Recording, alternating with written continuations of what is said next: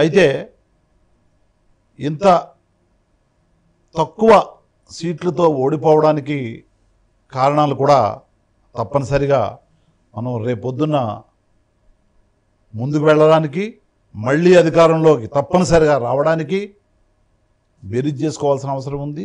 దాన్ని సమీక్షించుకోవాల్సిన అవసరం. అధికారం మళ్ళీ వచ్చే పరిస్థితి ఉంటుందా?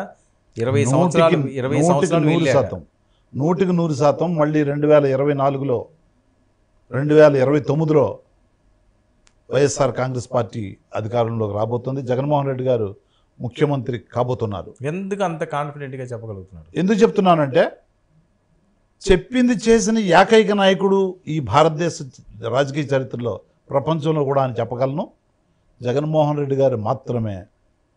చెప్పింది చెప్పినట్టుగా చేసే ప్రక్రియలో భాగంగా జగన్మోహన్ రెడ్డి గారు కొంత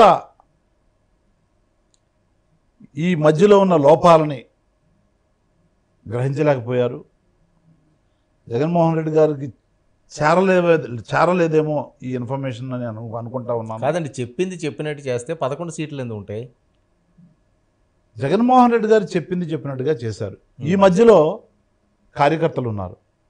పార్టీకి ప్రభుత్వానికి, ప్రభుత్వం అనేది కంప్లీట్గా ఆ వ్యవస్థ అంతా ఆఫీసర్సు, గవర్నమెంట్ ఎంప్లాయీస్ వీళ్ళంతా ఉంటారు. తర్వాత కౌన్సిల్ ఆఫ్ మినిస్టర్స్ అందరూ ఉంటారు. వాళ్ళతో ఉన్నప్పటికీ కూడా కార్యకర్తలు పార్టీకి వెన్నుముక, గుండెకాయ.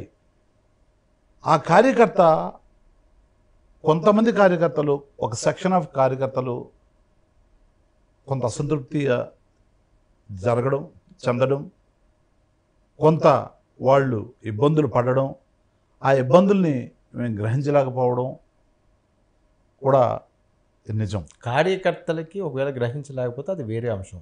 ఓటర్ గ్రహించాడని కదా మీరు చెప్పేది. ఓటర్కి కార్యకర్తకి చాలా ఓటర్ గ్రహించారు కాబట్టి 40% ఓట్లు వచ్చాయి. 40% వచ్చిందా లేదా అన్నది కదా, 11 సీట్లు అన్నది కదా ఇక్కడ. అదే నేను చెప్తా ఉన్నా. 40% ఓట్లతో ఇవాళ భారతదేశంలోనూ 4వ అతిపెద్ద పార్టీ.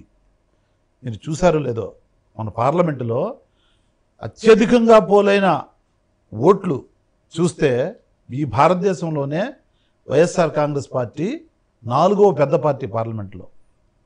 దురదృష్టవశాత్తు యూనిఫామ్గా ప్రతి చోట మరి ఆ 40% పోలవడం వల్ల ఓట్లు బ్రహ్మాండంగా పోలేనప్పటికీ కూడా దురదృష్టవశాంతా మీరు చేసిన తప్పులే.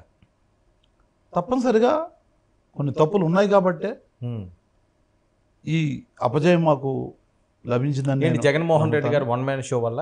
జగన్మోహన్ రెడ్డి గారు బ్రహ్మాండంగా చేశారు. జగన్మోహన్ రెడ్డి గారు నమ్మారు అందరినీ. జగన్మోహన్ రెడ్డి గారు చాలా పారదర్శకంగా చేశారు, మనసు పెట్టి చేశారు. ఆయన స్వలాభం కోసం ఏమీ చూడకుండా కొన్ని అప్పులు ఆయన ఇచ్చిన మాటను నిలబెట్టుకోవడం కోసం చేశారు తప్ప, జగన్మోహన్ రెడ్డి గారు గత ప్రభుత్వాలు చేసినట్టుగా దోపిడీ జరగడానికి ఒప్పుకోలేదు. జగన్మోహన్ రెడ్డి గారు ఈ ప్రభుత్వంలో 2,80,000 కోట్ల రూపాయలు సుమారుగా డైరెక్ట్గా డీబీటీ ద్వారా ప్రజల అకౌంట్లోకి వెళ్ళింది జగన్మోహన్ రెడ్డి గారి కాలంలో. రాష్ట్రాన్ని మీ పాలనలో సర్వనాశనం చేశారట, అప్పుల కుప్పు చేశారట. అసలు రాష్ట్రం అభివృద్ధి అనేది ముందుకు సాగకుండా మొత్తం డిజాస్టర్ అయిందని కదా వీళ్ళు మాట్లాడేది. ఇవాళ చంద్రబాబు నాయుడు గారు రాష్ట్రం యొక్క బ్రాండ్ ఇమేజ్ని, పరువు ప్రతిష్టల్ని ఢిల్లీ వీధుల్లో తాకట్టు పెట్టి, ఢిల్లీ వీధుల్లో ఆంధ్రప్రదేశ్ పరువును తీసి, గౌరవాన్ని దిగజార్చి, ఆంధ్రప్రదేశ్ గౌరవాన్ని మాట్లాడుతుంది. గత ప్రభుత్వంలో భ్రష్టు పట్టిపోయింది, అప్పులు అయిపోయాయి.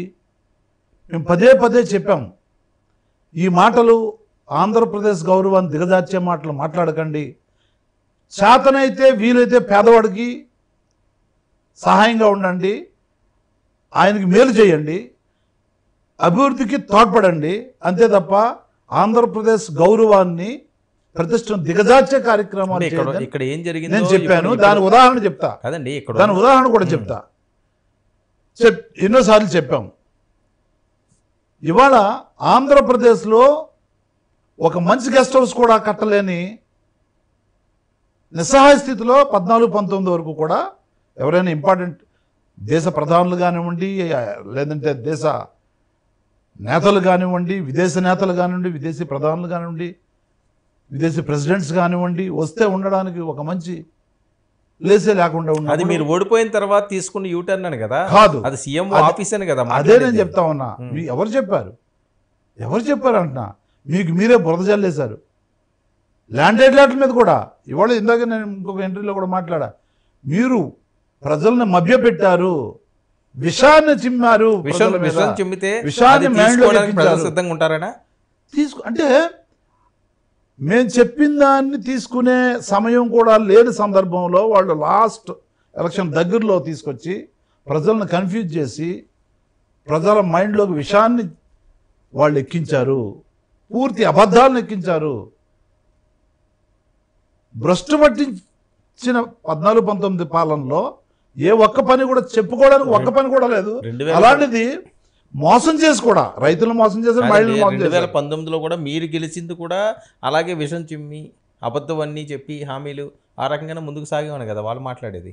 మేము చెప్పింది చేసాం, ప్రతి పథకం గురించి చెప్పాం, ఆ పథకాన్ని ప్రతి ఇంట్లో పెట్టాం, ప్రతి ఆఫీసులో ఉంది, కలెక్టర్ ఆఫీసులో ఉంది, ఎమ్మెల్యేల దగ్గర ఉంది, గ్రామ సెక్రటరియట్ ఆఫీసులో ఉన్నాయి మా నవరత్నాలు.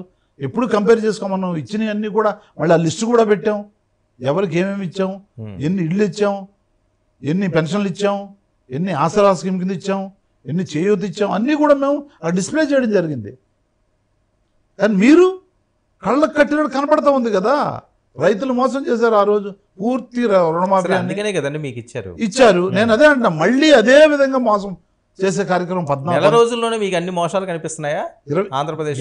ఇవాళ 15,000 ప్రతి అమ్మాయికి ఇస్తానని చెప్పేసి ఆ రామానాయుడు ఎవరండి, ఆయన సైకిల్ మీద నీకు 15, నీకు 15, నీకు 15, నీకు కూడా 15, నీకు 15. ఇవాళ ఎన్ని 15 ఇచ్చాడు?